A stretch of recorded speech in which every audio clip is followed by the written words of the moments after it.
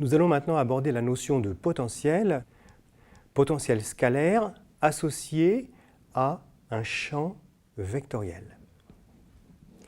Alors, on peut associer un potentiel scalaire à un champ vectoriel lorsque l'on peut écrire la relation A égale moins gradient de V.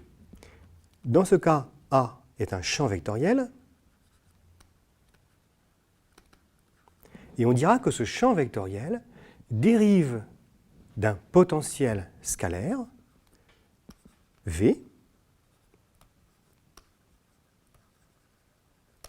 V étant une fonction de x, y, z, c'est-à-dire de l'espace, voire éventuellement du temps. Le potentiel V est lié à une certaine forme d'énergie.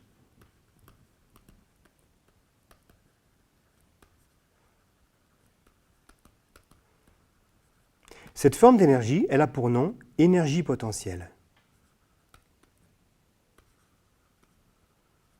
C'est une forme d'énergie qu'on rencontre couramment en physique et on va maintenant vous donner tout simplement deux exemples. Exemple 1, choisi dans l'électrostatique. Imaginez que vous ayez une charge Q en un point M de l'espace où le potentiel est égal à V. Eh bien, l'énergie potentielle de la charge est égale au produit, tout simplement, entre la charge et le potentiel. Le potentiel se mesure en volts quand il s'agit d'électrostatique. Exemple 2, emprunté à la gravitation.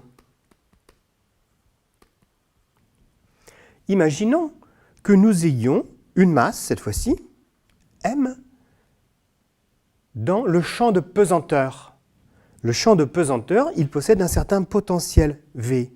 On va écrire que l'énergie potentielle de la masse est égale au produit entre la masse et le potentiel de gravitation. Vous voyez, entre électrostatique et gravitation, il y a analogie formelle. La masse a remplacé la charge. Le potentiel de gravitation a remplacé le potentiel électrostatique. Qu'est-ce que c'est que le potentiel de gravitation? C'est tout simplement Gz, si Z est l'altitude par rapport au sol, par exemple, de la masse M. Il existe une seconde forme d'énergie, qu'on appelle l'énergie cinétique, et bien souvent, lorsqu'il n'y a pas de frottement dans un système mécanique, vous avez une conservation entre l'énergie cinétique et l'énergie potentielle, dont la somme s'appelle énergie mécanique.